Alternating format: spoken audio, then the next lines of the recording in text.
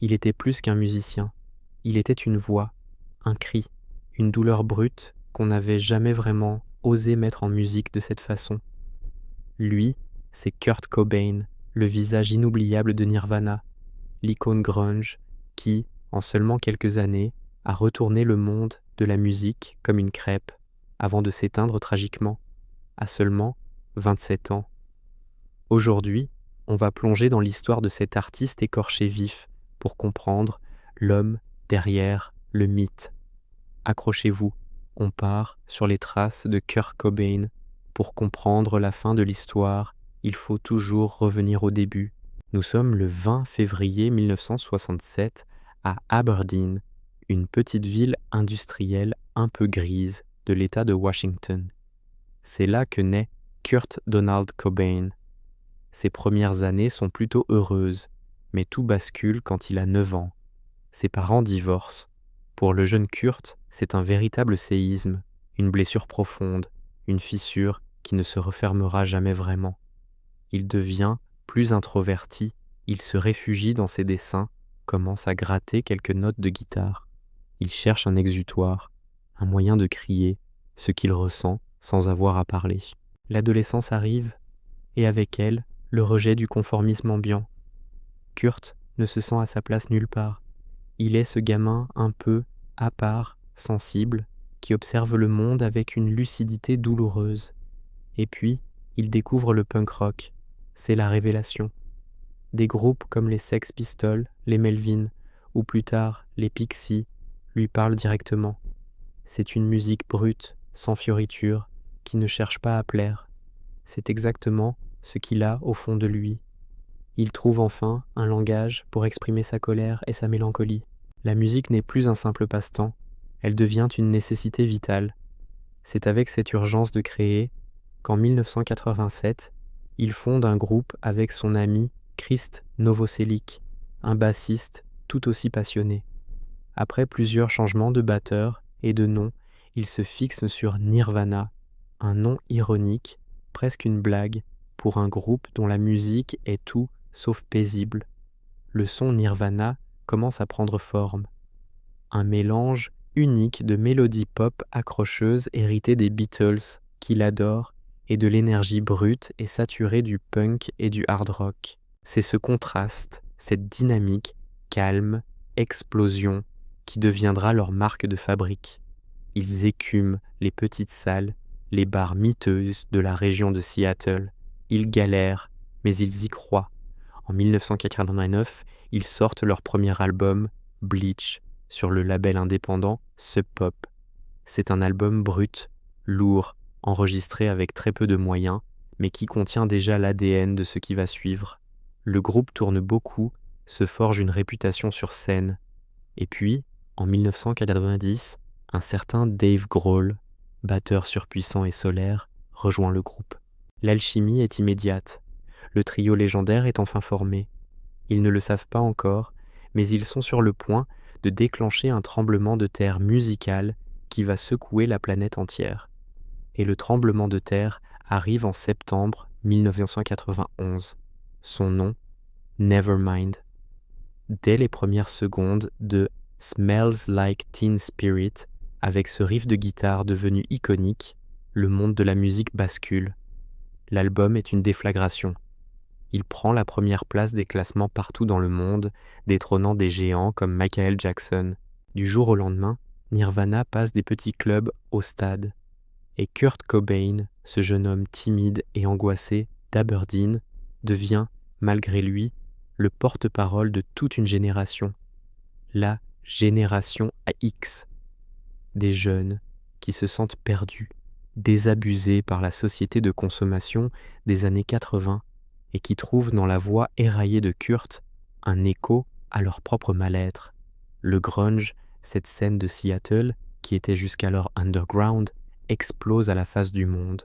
Tout le monde veut s'habiller comme Kurt. Jeans troués, chemise de bûcheron, cheveux longs et décolorés. Il devient une icône de mode, une superstar. Et c'est là que le paradoxe commence.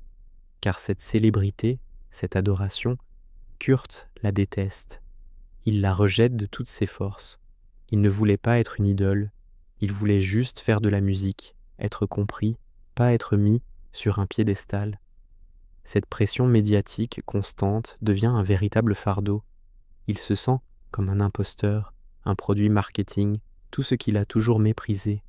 La célébrité, loin de le guérir, ne fait qu'amplifier ses angoisses et son sentiment d'aliénation. Le rêve américain se transforme lentement en cauchemar. Derrière l'image de la rockstar se cache un homme profondément torturé. Kurt lutte depuis des années contre des douleurs chroniques à l'estomac, une souffrance physique si intense que les médecins peinent à la diagnostiquer. Pour calmer cette douleur, mais aussi pour apaiser son anxiété et sa dépression, il tombe dans une forte dépendance à l'héroïne.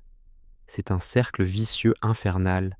La drogue soulage temporairement la douleur physique et mentale, mais elle l'isole et le détruit à petit feu. Au milieu de ce chaos, il y a une rencontre qui va tout changer. Courtney Love, chanteuse du groupe Hole. C'est une passion fusionnelle, explosive. Ils se comprennent car ils partagent les mêmes démons, la même ambition et le même rapport compliqué à la célébrité. Ils se marient en 1992 et, la même année, leur fille, Frances Bean, vient au monde. Cette naissance est une lueur d'espoir, un ancrage dans le réel pour Kurt. Il adore sa fille plus que tout, mais même ce bonheur est entaché par la pression médiatique. Un article controversé les dépeint comme des parents toxicomanes et inaptes, et leur fille leur est même retirée temporairement par les services sociaux. C'est une humiliation publique, une nouvelle blessure. Le couple devient la cible préférée des tabloïds. Chaque geste, chaque mot est scruté, déformé. Kurt se sent piégé, exposé, incapable de protéger sa famille et sa propre santé mentale. En 1993, Nirvana sort l'album In Utero. Le titre est déjà une provocation. C'est un disque beaucoup plus sombre, plus abrasif, plus viscéral que Nevermind. C'est un véritable cri du cœur, un rejet violent du succès commercial. Kurt veut prouver qu'il n'est pas une pop star, qu'il est toujours cet artiste punk et intransigeant. L'album contient des chefs-d'œuvre de tension comme Heart-Shaped Box ou le poignant All Apologies. C'est un succès critique et commercial, mais le mal-être de Kurt ne fait que s'aggraver. La tournée qui suit est épuisante. Il est de plus en plus fragile, physiquement et psychologiquement. En mars 1994, à Rome, il fait une première overdose, présentée officiellement comme un accident. C'est un avertissement terrible. Ses proches, sa femme, les membres du groupe tentent de l'aider, organisent une intervention pour le convaincre d'entrer en cure de désintoxication. Il accepte, mais s'échappe du centre de traitement après seulement quelques jours. Il retourne à Seattle, seul. La spirale infernale atteint son point de non-retour. Ses amis et sa famille le cherchent, inquiets. Mais il est trop tard.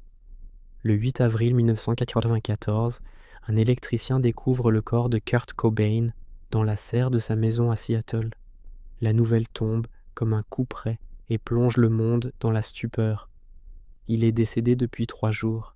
À côté de lui, une lettre d'adieu et un fusil. Il avait 27 ans. Il rejoint ce qu'on appellera tristement le Club des 27, aux côtés d'autres légendes de la musique parties au même âge, comme Jimi Hendrix, Janis Joplin ou Jim Morrison. Sa mort est un choc planétaire. Des veillées s'organisent partout dans le monde. Des milliers de fans, en larmes, se rassemblent pour pleurer celui qui avait mis des mots et des sons sur leurs propres angoisses. La lettre qu'il laisse est déchirante. Il y explique ne plus ressentir la passion, le plaisir de jouer de la musique, et cite une phrase de Neil Young. It's better to burn out than to fade away. Il vaut mieux brûler d'un coup que de s'éteindre à petit feu. C'est ce qu'il a fait. Il a brûlé intensément, et sa lumière, même éteinte, continue d'éclairer le monde de la musique. Aujourd'hui, des décennies après sa mort, l'héritage de Kurt Cobain est immense et toujours aussi vivace.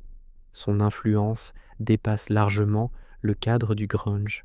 Il a montré qu'on pouvait faire une musique à la fois puissante et mélodique, brutale et vulnérable. Des générations d'artistes, de Billie Eilish à Post Malone, revendique de son influence.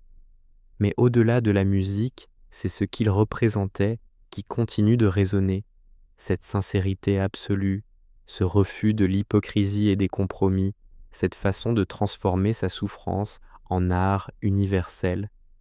Kurt Cobain n'a jamais voulu être une légende, il voulait juste être entendu. Et en cherchant à exorciser ses propres démons, il a aidé des millions de personnes à se sentir moins seules avec les leurs. Et c'est peut-être ça, finalement, le secret de son éternité. Sa musique n'était pas juste du bruit, c'était une étreinte pour tous les cœurs brisés. Merci d'avoir regardé cette vidéo jusqu'au bout. Si l'histoire de Kurt Cobain vous a touché, n'hésitez pas à laisser un like et à partager vos pensées dans les commentaires. Quelle est votre chanson préférée de Nirvana ? Pour ne manquer aucune de nos prochaines histoires sur les artistes qui ont marqué le monde, pensez à vous abonner et à activer la cloche.